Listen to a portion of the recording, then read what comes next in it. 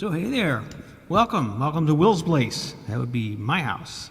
So I'm curious to see who's here. Let me click a button on my computer and we'll see what's out there. I'll get rid of the echo too. Hey, there's Beth. I see people. It says show. Oh, hi. There's a very strange command on here that I can't figure out, but it basically takes what Beth wrote and turns it into 2-point type. So that's really helpful. I like that feature a lot. But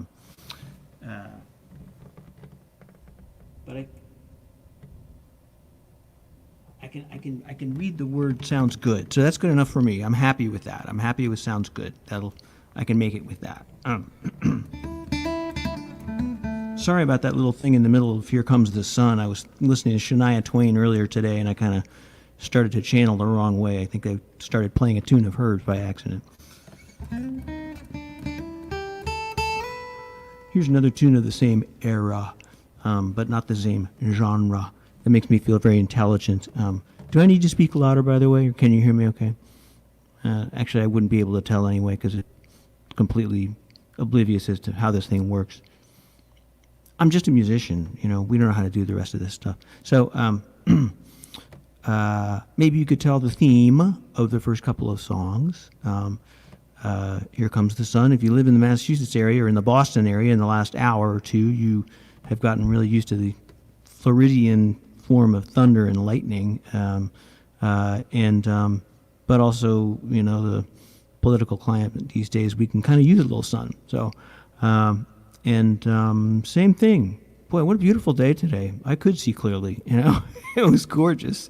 I went down to the Charles and sat with my back against a tree and played guitar, and these people started sitting down around me with picnic blankets, and I was going to ask them for permission the way I usually do, and then I realized, no, I don't think I need to ask them. I think they're like sitting down here because I'm here. So,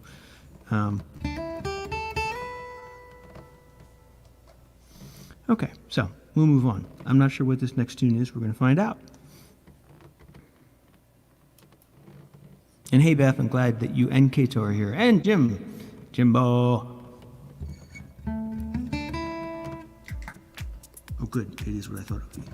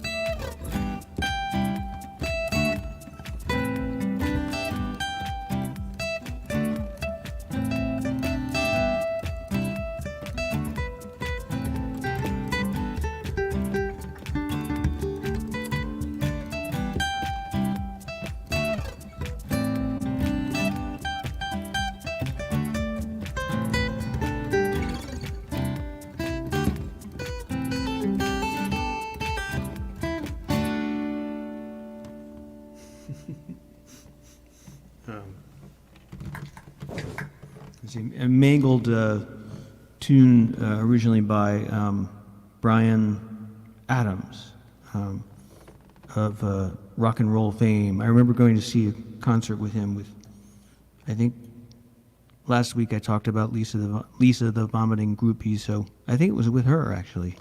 But I think she was like stayed clean, if you know what I mean. Anyway, so I've been really lucky. Two things. One is a fella came along who's been really good to me, Ed Train, who's a guy who has a show called Jam TV, and you should check it out because it's very entertaining. It's he ran jams in Connecticut until the pandemic hit, and you know, a jam is at a club. You just show up with your instrument, and you get up on stage with 20 other people, and somebody goes, "Sweet Home Alabama," 1, 2, 3, and everyone they kick in, and each person takes a solo and jam, So he just said the minute the pandemic hit, he said, "Well, the hell with this. I'm going to take everything online," and figured out how to use technology like what I'm using here today to get a bunch of people on screen, jamming with one another. He has people come up like me and just play alone. And he's got like 800 viewers in a Facebook stream, So Jam TV is the name of it, Jam TV. And you should definitely check it out. You can hunt it for that, or you can hunt for Edward Terrain. But for some reason, he spelled his name with a U in it, like Edward. I don't know why, cool guy though. And I'm just going to lean over here and take a look and see what people are saying about me. Jimbo, hey Michael. It's great to have friends. Very good to have friends. One of the other great things that's happened to me is I've had the opportunity to interview people on a show on Cambridge Public Television called Pandemic Profiles, where I interviewed regular folks in Cambridge about their experience, how they were living through the pandemic, and what were their tips for other people and so on. And then after that, I started interviewing the pre-hospital and hospital providers, the first responders, as they call them today. And there were some really interesting stories that came out of what they had to say. And they, the first folks I've interviewed were the EMTs and the fire department and the police department. And I got these fairly senior guys, all male, and some of the stories that they had to say were really quite moving. One, the police medical officer who is this big burly guy. He was using his iPhone, and so he was sort of standing up above the thing. And all police officers are wearing those vests, so he looked enormous, And I asked each of them, "What's your most memorable moment?" And he said, "Well, we went into all the nursing homes, the fire department, the police department, and the EMS to offer to help, just to say, what kind of help do you need? Do you want us to take blood pressures for you? Do you need help dressing wounds? We're here to help you." And he said when we were leaving, the director of the place yelled, "Wait," and came out and gave me this big hug. And here's this big, policeman, talking about how nice it was to get a hug, and that was really striking. And Deputy Chief was talking about how, he was worried about whether their protective garments would work and their PPE. And he was saying, he said he remembered going into the first house where there were multiple people with the COVID virus and thinking, God, I hope this stuff works, And he said, he's kind of a rough talking guy. And he said, because, I got to fill a roster. If everybody gets sick, I can't fill a roster. And these people are my friends. And again, I was like, that's a special thing. And then the last thing I'll leave you with was a young woman who was the chief of the physician's assistant for the Cambridge Health Alliance, Samantha Ehrlich. And I asked her what her most memorable moment was. And she said, I came to work and there were 3 enormous fire trucks in front of the hospital. And I thought, okay, another day at work here. And then I realized that there were firefighters standing on top of the fire truck handing stuff down. And they were handing down pots of flowers. And they lined the whole driveway of the hospital with these flower pots. And at the end of the day, we were all asked to take one home. And they had all been donated by all of the florists all over Cambridge. And it made us feel really good to know that we were supported by the people in Cambridge.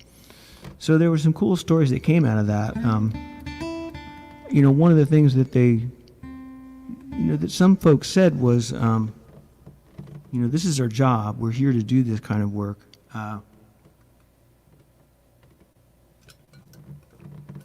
Sorry. But, we didn't expect to be putting ourselves at risk as much as we're having to. We don't have PPE to protect ourselves. We don't know enough about this virus yet. And so, we're happy to be brave and we appreciate being called heroes, but, I could sort of sense an ambivalence there. And so I created this version of a Tom Petty tune to try to capture that ambivalence about not backing down.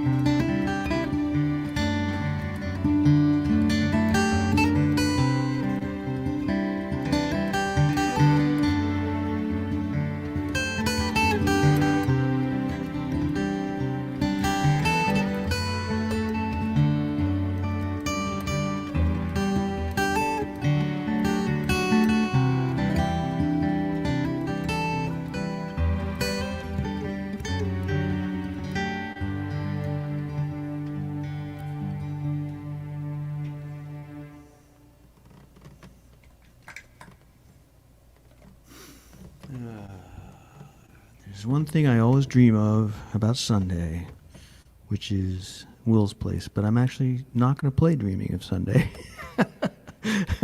You can listen to it on the web, it's got the vocals and everything. Why would I play that? I always want to try to end on time because I know that people have lives, including you. So I got a plethora. I feel so intelligent saying that word, plethora, although it kind of pops on the mic. I got a plethora of emails and texts about this next song saying, where did that come from? What is that song? It was a great song. And then I played it on Ed Train's show, and the same thing happened. I got, all of these messages saying, "What was that song?" So I'm going to play it again. And that song was "Sometimes" by Jonathan Edwards. And then we have this week's surprise. Every week there's going to be a surprise on the show. And of course I can't say what it's going to be because it's supposed to be a surprise. But every time you come to the show, I want it to not just be, okay, Will's going to get up and play a bunch of songs. So, but first, sometimes.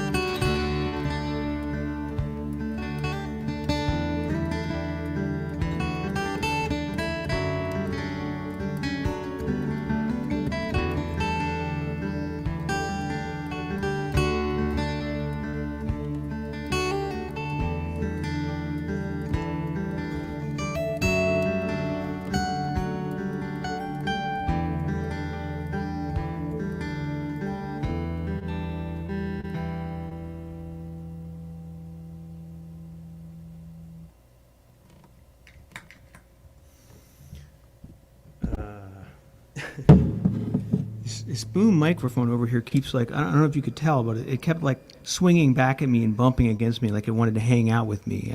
I'd shove it away and keep playing, and then it would come swinging back. It's like, leave me alone, man. Jeez. I'm just going to take another quick look at your comments. Olivia! Hey, Emily! How awesome is that? So I have to explain the name of a magical beast, which appears in the list here, which is Kato. Kato is the dog of some close friends of mine who let me use their living room as a sound studio. And I would come and have breakfast with my friend Dave every Friday, and then he would let me set up massive amplifiers and all this stuff, and I would play music, and that was every my Friday mornings. And Kato is their dog, and I wasn't always a big fan of Kato because he was the kind of dog who really gave you a big greeting, but over time I started to realize he was just happy to see you, and he would settle down, and Kato and I became really good friends, and he actually I have these 100,000 weather alerts here on my phone. But Kato is... I haven't seen Kato, actually, in quite a while. Oh, here he is. I don't know if you can see this. This is Kato in my phone. So that's the mysterious Kato. So he's kind of my musical buddy. I had warned Dave, Kato, he's already a little excitable. He's going to go nuts when I start playing all this music. And he went, no, he'll be fine. And Kato was fine. He just curled up in a ball, and I blasted everything away. It goes to 11. Just went as loud as I wanted. And he was just hung out. Okay. I'm going to do something that you're never going to see me do again, and you may never want to see me do again. But I've got a lot of friends around. Hang on, I need to make an adjustment here.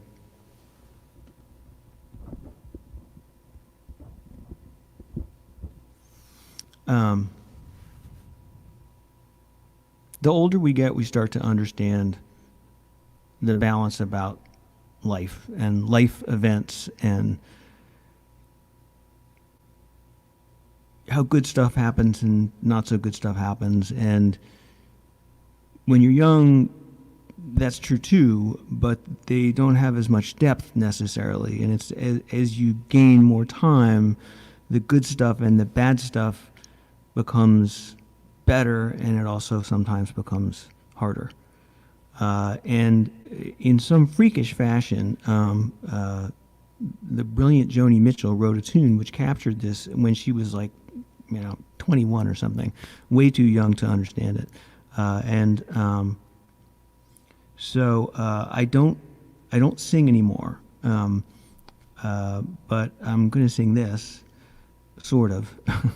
It's not the way I used to sing, but it's for those of us out there who are going through some good times, like getting jobs, and those of us who are going through tougher times too, to kind of remember it's all about balance. A year ago at this time, I was searching for an apartment because I couldn't live in my current apartment because I couldn't breathe because I was developing asthma from bad chemicals. And I had also torn cartilage in my hip and was told I would need a hip replacement, which I refused. And I'm still walking. And the asthma is gone. Well, it's not gone, but there's not much. So, balance. This will be my last tune. And thank you so much for coming. Thank you so much for coming. These will be the doldrums of Will's Place the next month because of the season, but also because everything that starts has a big dip, and then you slowly but very surely grow. So, here we go. Rose flows of angel hair, and ice cream castles in the air, and feathered canyons everywhere. I've looked at clouds that way, but now they only block the sun. They rain and snow on everyone. So many things I would have done. The clouds got in my way. I've looked at clouds from both sides now, from up and down, and still somehow it's clouds, illusions I recall. I really don't know clouds at all.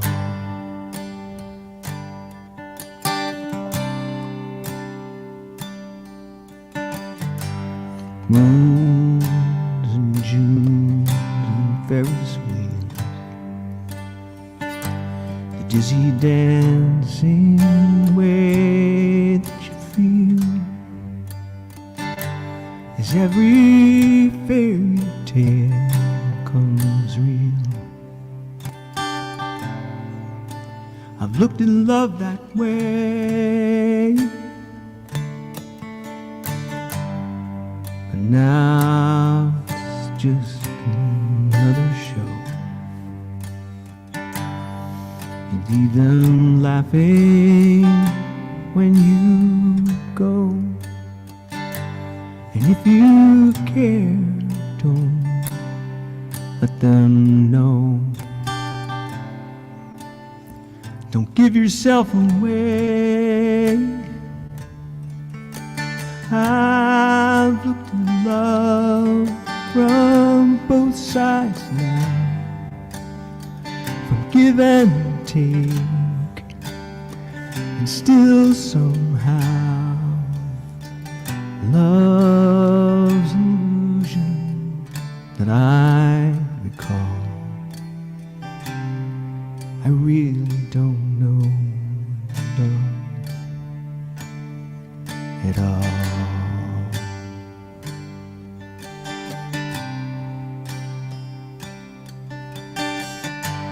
Tears and fears and feeling proud to say I love you right out loud. Dreams and schemes and circus crowds. I've looked at life that way, but now, old friend, you're acting strange. They shake their heads and they say I've changed. Something's lost, but something's gained in living every day. I've looked at life from both sides now, from win and lose, and still somehow it's clouds illusion I call. I really don't know clouds at all.